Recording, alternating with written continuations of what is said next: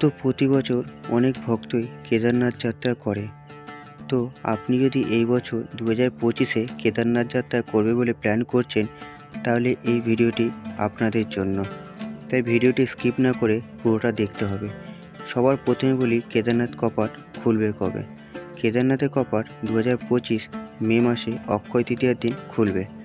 কপাট খোলার পর বলি কেদারনাথ যাওয়ার ভালো সময় কখন হবে। এমনিতে কেদারনাথ কপাট অক্ষয় তৃতীয়ার দিন থেকে দিওয়ালি অবধি খোলা থাকে। তার মধ্যে আপনি যে কোনো টাইম গিয়ে মন্দির দর্শন করে আসতে পারেন। এর মধ্যে বেস্ট টাইম হলো মে আর জুন মান্থ। এই সময়কালে আপনি ওপেনিং সেরেমনি দেখতে পাবেন। সেকেন্ড যে টাইম হলো মিড সেপ্টেম্বর থেকে দিওয়ালি পর্যন্ত। জুলাই থেকে মিড সেপ্টেম্বর পর্যন্ত বর্ষাকাল থাকে, তাই এই টাইমটাই না যাওয়া ভালো। এই টাইমে গেলে বৃষ্টির জন্য আপনার যাত্রা করতে প্রবলেম হতে পারে এবং এই সময় ল্যান্ডস্লাইডিংয়ের ভয় থেকে থাকে। আর স্নোফল দেখতে চাইলে দিওয়ালির টাইমে যেতে হবে আপনাকে। বাকিটা আপনাদের উপর ডিপেন্ড করছে আপনারা কখন যাবেন। যাওয়ার আগে টিকিট বুকিং করে নেবেন, না হলে প্রবলেম হবে। আর বলি ডকুমেন্টস কী কী লাগবে। আধার কার্ড বা ভোটার কার্ড নিয়ে গেলেই আপনার হবে। এছাড়া যাওয়ার আগে আপনারা চারধাম রেজিস্ট্রেশন বানিয়ে নেবেন, বা যারা কেদারনাথ শুধু দেখতে যাবে তারাও কিন্তু যেই ডেটে কেদারনাথ দর্শন করবে সেই ডেটে রেজিস্ট্রেশন করে নেবেন। তোমরা যারা রেজিস্ট্রেশন করবে কীভাবে ভাবছো, তারা অনলাইনে ইউটিউবে অনেক ভিডিও আছে, দেখে নিও। এবং তোমাদের সুবিধার্থের জন্য আমি একটি হোয়াটসঅ্যাপ নাম্বার দিয়ে দিলাম। এখানে গিয়ে স্টেপ বাই স্টেপ তোমরা কিন্তু ডকুমেন্টস সাবমিট করে তোমরা রেজিস্ট্রেশন করে নিতে পারো। একটাই হোয়াটসঅ্যাপ নাম্বার দিয়ে তোমরা কিন্তু একসাথে 5 জনের স্টেপ বাই স্টেপ রেজিস্ট্রেশন করতে পারবে। এটি হলো উত্তরাখণ্ডের চারধাম যারা যাত্রা করে তাদের রেজিস্ট্রেশন করার নাম্বার। তোমরা এই নাম্বারে খুব সহজভাবে রেজিস্ট্রেশন করে নিতে পারো।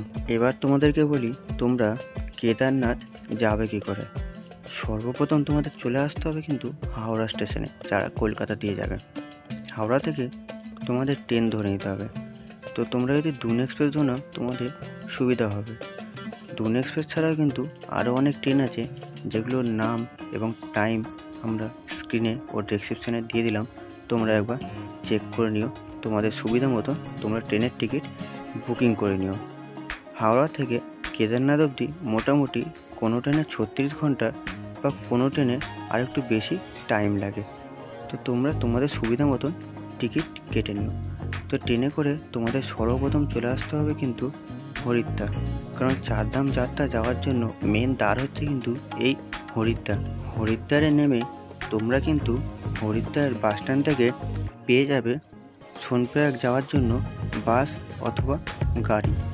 তোমাদেরকে আমি একটা জিনিস সাজেস্ট করবো বন্ধুরা, এতটা রাস্তা ট্রেন জার্নি করে এসে সেই দিনকে সোনপ্রয়াগ বা গৌরীকুণ্ডের জন্য না যাওয়াটাই ভালো। তোমরা কিন্তু একটা দিন চাইলে হরিদ্বারে রেস্ট নিয়ে এই হরিদ্বারটি ঘুরে দেখে নিতে পারো। পরের দিন তোমরা কিন্তু সোনপ্রয়াগ বা গৌরীকুণ্ডের জন্য রওনা দিতে পারো।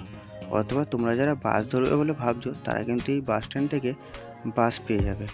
এছাড়া তোমরা যারা ভাবছো যে হরিদ্বারে একটা দিন থেকে হরিদ্বার ঘুরে পরের দিন রওনা দেবে, তাদের জন্য কিন্তু এখানে 500 থেকে 600 টাকার মধ্যে তোমরা এখানে রুম পেয়ে যাবে। এছাড়াও রয়েছে আরও কমের মধ্যেই ধর্মশালা, তোমরা চাইলে এখানেও কিন্তু স্টে করে নিতে পারো। এখানে কিন্তু রুমগুলো সত্যি খুবই সুন্দর। হরিদ্বার এই জায়গাটি কিন্তু সত্যি খুবই সুন্দর এবং খুবই পবিত্র ও ধার্মিক। তো বলবো চারধাম যাত্রা করার আগে এই জায়গাটি একবার ঘুরে উপভোগ করে নিতে পারো। চারধাম যাত্রা শুরু করার আগে তোমরা কিন্তু এই পবিত্র গঙ্গায় স্নান করে নিতে পারো। তারপরে কিন্তু তোমরা মনসা দেবীর মন্দির দর্শন করে নিতে পারো। এই মনসা দেবীর মন্দিরটি কিন্তু খুবই জাগ্রত। 51টা সতীপীঠের মধ্যে এটি কিন্তু একটি সতীপীঠ। স্বল্প সময়ে তোমরা যদি হরিদ্বারটি ঘুরো, তাহলে কিন্তু সত্যিই তোমরা প্রকৃতিটাকে খুব সুন্দরভাবে অনুভব করতে পারবে। কারণ এই হরিদ্বারটি কিন্তু সত্যি খুব পবিত্র এবং খুব ধার্মিক একটি জায়গা। মা মনসা দেবীর মন্দিরে এসে তোমরা কিন্তু এখানে খুব ভালোভাবে পুজো দিতে পারো। এই মা মনসা দেবীর মন্দিরটি কিন্তু খুবই জাগ্রত, তাই বলবো চারধাম যাত্রা শুরু করার আগে এখানে একটিবার পুজো দিয়ে নেবেন। তারপরে কিন্তু তোমরা সন্ধ্যেবেলা হারকিপরি ঘাটে এসে এখানে কিন্তু গঙ্গা আরতি দেখে নিতে পারো, যেটি কিন্তু খুবই পবিত্র এবং দেখতে কিন্তু সত্যি খুবই অসাধারণ লাগবে। গঙ্গা আরতি দেখে তোমরা কিন্তু সেদিনকে হরিদ্বারে স্টে করে নেবে। পরের দিন সকাল সকাল তোমাদের কিন্তু বেরিয়ে পড়তে হবে সোনপ্রয়াগের উদ্দেশ্যে। তোমরা যারা গ্রুপে থাকবে তারা কিন্তু গাড়ি বুক করে নিলে সবচেয়ে বেস্ট হবে। এছাড়া তোমরা যারা বাসে করে যাবে ভাবছো তারা বাসও করে নিতে পারো। বাস ভাড়া তোমাদের 800 থেকে 900 টাকা পড়বে। তবে গ্রুপে যদি থাকো তাহলে কিন্তু গাড়ি নেওয়াটাই বেস্ট, সেটা তোমাদের কমের মধ্যে হয়ে যাবে। তোমরা যারা ভাবছো গাড়ি বুক করবে কোথা থেকে, তাদের সুবিধার্থের জন্য একটি ট্রাভেল এজেন্সি নাম্বার দিয়ে রাখলাম। তোমরা এখান থেকে কিন্তু গাড়ি বুক করে নিতে পারো, অথবা বাসের চাইলেও এখান থেকে তোমরা বাসের টিকিটও বুক করে নিতে পারো। আর যারা ভাবছে কেদারনাথে গিয়ে কোথায় থাকবে তার ব্যবস্থা কিন্তু এনারা করে দেয়। এছাড়াও পুরো 4 ধাম যারা করতে যাচ্ছে তাদেরও 4 ধাম ঘোরার ব্যবস্থা কিন্তু এনারাই করে দেবে। তোমরা যদি গাড়ি বুক করে যাও তাহলে কিন্তু সেটি তোমাদের জন্য সুবিধা হবে। গ্রুপে থাকলে তোমাদের গাড়ি বুক করে যাওয়াটাই সবচেয়ে সুবিধা। গাড়ি বুক করে গেলে কিন্তু তোমরা গাড়ি যেখানে খুশি দাঁড় করিয়ে তোমরা রেস্ট করতে পারবে।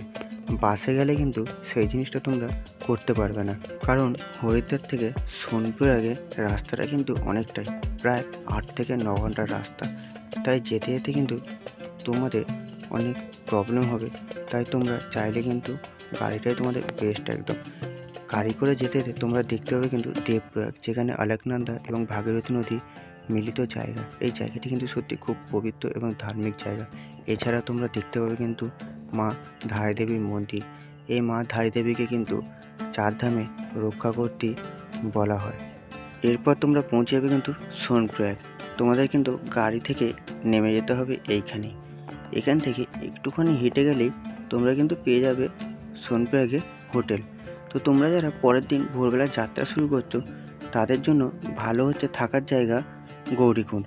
সোনপ্রয়াগে থাকলে পরের দিন কিন্তু আবার অনেক সকাল সকাল উঠে তোমাদের গৌরীকুণ্ডের উদ্দেশ্যে রওনা দিতে হবে। তো তোমরা যারা সোনপ্রয়াগে থাকতে আছো তারা সোনপ্রয়াগে থাকতে পারো, তবে আমি বলবো চেষ্টা করে একটু গৌরীকুণ্ডে থাকার, কারণ ওখান থেকে কিন্তু তোমাদের যাত্রা করাটা খুব সুবিধা হবে। আর এই সোনপ্রয়াগে থাকার জন্য তোমাদের কিন্তু অনেক ব্যবস্থা আছে। এখানে কিন্তু অনেক ডোমিটরি রুম পেয়ে যাবে, ক্লক রুম আছে।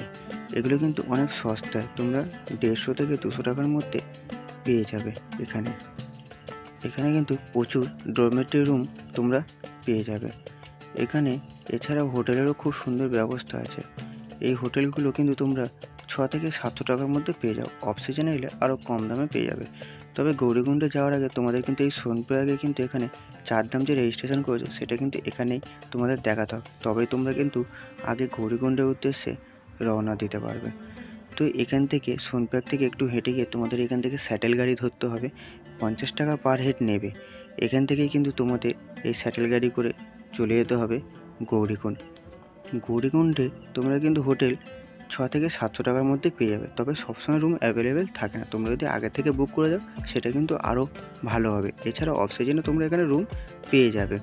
এই গৌরীকুণ্ডে রুমগুলো কিন্তু খুবই সুন্দর হয়। এখানে থাকলে তোমরা ভোর ভোর যাত্রা শুরু করতে হবে। এখানে আছে কিন্তু গৌরীকুণ্ড। তোমরা যারা কেদারনাথ যাত্রা শুরু করবে তার আগে আমি বলবো এই গৌরীকুণ্ডে কিন্তু স্নান করে নাও। এই গৌরীকুণ্ডের জল কিন্তু খুবই গরম হয় এবং কথিত আছে এই জলে স্নান করলে নাকি বহু রোগ ব্যাধি কিন্তু দূর হয়ে যায়।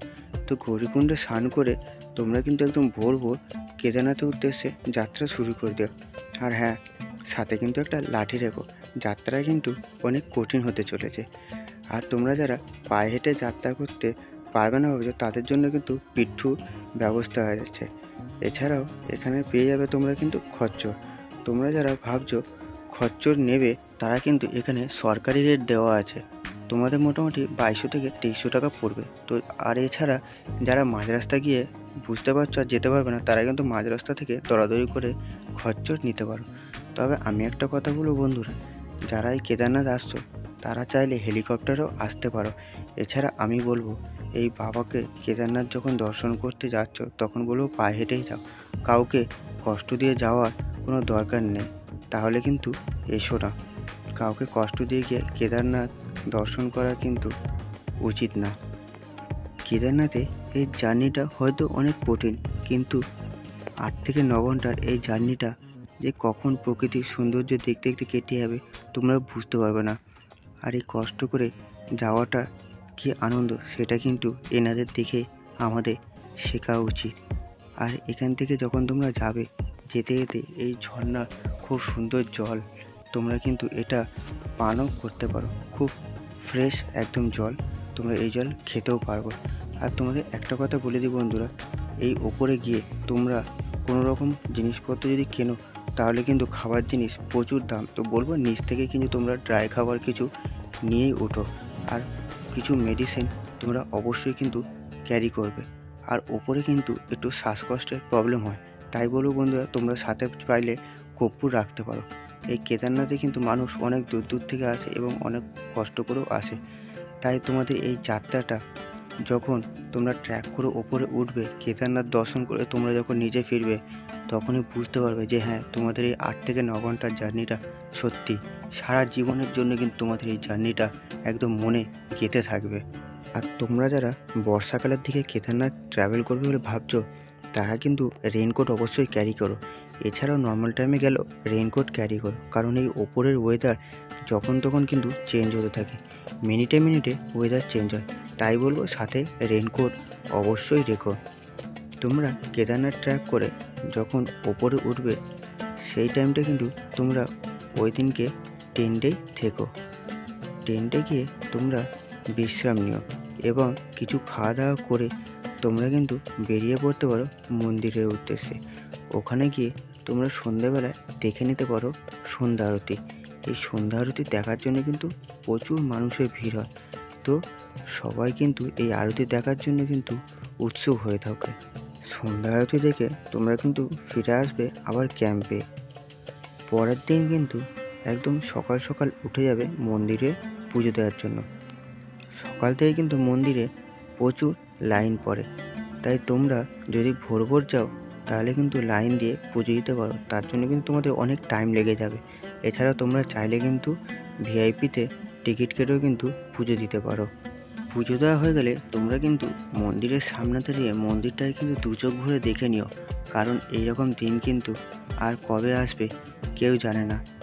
বাবা কেদারের এই মন্দির দেখার সৌভাগ্য কিন্তু সবার হয় না, তাই বলবো বন্ধুরা দু চোখ ভরে দর্শন করে নিও কিন্তু বাবা এই কেদারনাথের মন্দির। তাই সবাই বলো জয় শ্রী কেদার। পুজো দেওয়ার পর মন্দির দর্শন করার সাথে সাথে তোমরা কিন্তু মন্দিরের চারপাশটি ঘুরে নিও। মন্দিরের পিছনে আসলে দেখতে পাবে তোমরা কিন্তু ভীমশিলা। এই ভীমশিলাও কিন্তু খুব বড় করেই পুজো করা হয়। এই ভীমশিলার সাথে সাথে তোমরা কিন্তু ঘুরে দেখতে পারো আদি শঙ্করাচার্যর মূর্তি। আদি শঙ্করাচার্য তিনি কিন্তু এই মন্দিরটি সংস্করণ করেছিল। আদি শঙ্করাচার্য এটাই মূর্তিটি দেখার পর তোমরা 1 কিলোমিটার হেঁটে ওপরে উঠে অবশ্যই কিন্তু দর্শন করবে এই কালভৈরব। কথিত আছে কেদারনাথ দর্শন করতে এসে তোমরা যদি কালভৈরব দর্শন না করো তাহলে কিন্তু কেদারনাথ যাত্রা কিন্তু অসম্পূর্ণ থেকে যায়, কারণ এই কালভৈরব দর্শন করলে কিন্তু সকল মনস্কামনা কিন্তু পূর্ণ হয়। তেল দিয়ে পূজিত করা হয় এই কালভৈরব ঠাকুরকে। কালভৈরব মন্দির দর্শন করে একটু পাশে গেলেই তোমরা দেখতে পাবে কি সুন্দর জায়গা। এই জায়গাগুলো কিন্তু তোমাদের চোখে এবং মনে সারা জীবনের জন্য কিন্তু গেঁথে থাকবে। তোমরা এই চারিপাশটা ঘুরে দেখে নিতে পারো, সত্যি মন মুগ্ধ করার মতন জায়গা।